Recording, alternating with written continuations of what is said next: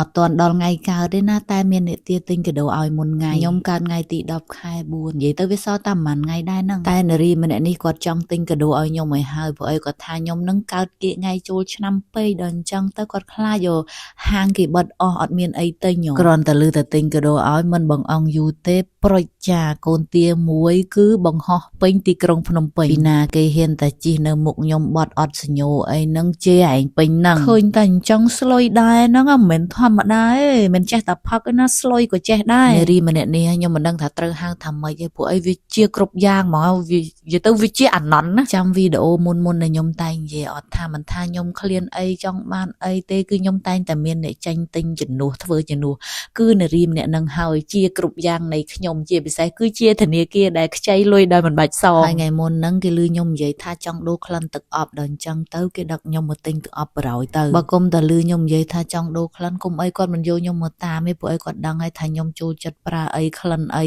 ដល់អញ្ចឹងទៅគាត់ដឹកមកឲ្យខ្ញុំហ្នឹងឈួរហិតខ្លួនឯងហ្មងទៅស្រឡាញ់មួយណាស្រឡាញ់ក្លិនអីយកទៅគាត់ចាំតែភេលុយហើយគាត់ក៏ដែរកំណត់មួយខ្ញុំថាអូតម្លៃប៉ុណ្ណឹងយកអត់បានប៉ុណ្ណោះយកអត់បានទេនិយាយទៅគឺខ្ញុំយកតម្លៃប៉ុន្មានក៏គាត់ចាញ់លុយឲ្យដែរវាអញ្ចឹងបានខ្ញុំហៅថាអាណន់ឈួរហិតចុះហិតឡើងដូចចង់ពុលអ្ហ្មិចទេវាច្រើនក្លិនពេកវាក្អូបទាំងអស់ដល់អញ្ចឹងអត់ដឹងយកមួយណាសម្រាប់ចិត្តថាយកក្លិនដដែលដែលខ្លួនឯងធ្លាប់ប្រើម្យ៉ាងទៀតយើងទ្រលាប់នឹងក្លិននឹងហើយដល់ពេលហិតក្លិនផ្សេងវាចេះតែមានអារម្មណ៍ថាអត់ត្រូវនិយាយទៅដូរក្លិនទាំងអស់ពិបាកមិនពិបាកយ៉ាងដូរសង្សារទៀតបន្ទាប់ពីទិញទាំងអស់រួចយើងនាំគ្នាប្រហោះម៉ូតូមកទិញតុក្កតាម្ដងទោះជាខ្ញុំក្បាលកាចាស់មែនតែខ្ញុំក៏នៅតែដេកអោបតុក្កតាដែរព្រោះអីខ្ញុំអត់មានប្តីអោបបើសិនជាខ្ញុំមានប្តីអោបខ្ញុំក៏មិនអោបតុក្កតាដែរហើយតុក្កតាដែលខ្ញុំស្រឡាញ់គឺអាភីងនឹងហើយគ្មានតុក្កតាណាអាចជំនួសបានទេនិយាយទៅស្រឡាញ់វាជាងគេទាំងអស់ពួកអីវាមុខដូចខ្ញុំមុខលើឡប់អត់គ្រប់ទឹកនិយាយទៅបើអ្នកមើលរឿងវាដឹងហើយវាឡប់ដល់ពេលអញ្ចឹងខ្ញុំចូលចិត្តអញ្ចឹងវាដូចខ្ញុំពេកឥឡូវយើងបានតុក្កតាមួយទៀតហើយអញ្ចឹងយើងទៅទិញអាវទំនាប់ម្ដងនិយាយពីថាអ្នកទិញកាដូឲ្យគេនឹងទិញតាំងពីអាវក្នុងមិនសល់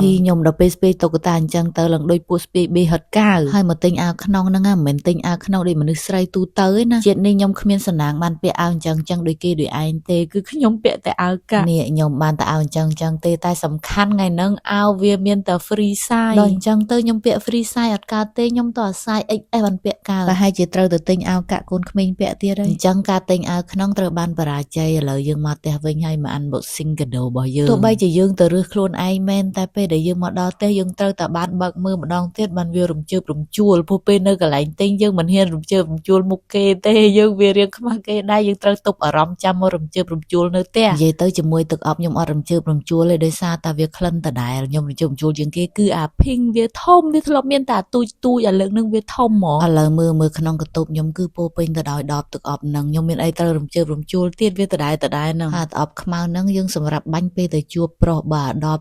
នៅក្រោមហ្នឹងគឺសម្រាប់បាញ់ពេលដេកនិយាយទៅសំបីតែដេកក៏បាញ់ទឹកអប់ដែរបើមិនចឹងដេកអត់លក់ទេខ្ញុំមកឥឡូវមកមើលតម្លៃកាដូម្ដងព្រោះអីមិនគេអ្នកចេញលុយដល់អញ្ចឹងខ្ញុំអត់ដឹងទេអានេះអាភីងតម្លៃ25តែយើងទិញចំថ្ងៃដែលគេបញ្ចុះតម្លៃ 20% ដល់ពេលអញ្ចឹងសល់តែ20រៀលហើយនេះគឺជាតម្លៃទឹកអប់ហា175ទេខ្ញុំទិញរដង190តែមិនមែនទិញហាងហ្នឹងទេហាងផ្សេងគេកោខ្ញុំមែនអូយប្រហើនណាស់ហ៊ានកោខ្ញុំទៀតខុសគ្នាឡើង5-10រៀលបានស្រាមួយកែហើយទប់អារម្មណ៍ថ្ងៃនេះយើងត្រូវតែអារម្មណ៍ល្អព្រោះអីថ្ងៃនេះយើងបានកាដូយើងត្រូវតែអារម្មណ៍ល្អជាមួយនឹងកាដូដែលយើងទើបតែទទួលយើងមិនត្រូវមួម៉ៅទេអញ្ចឹងប៉ុណ្ណឹងបានហើយសូមទៅដេកអោបអាភីងដើម្បីបំបត្តិការមួម៉ៅសិន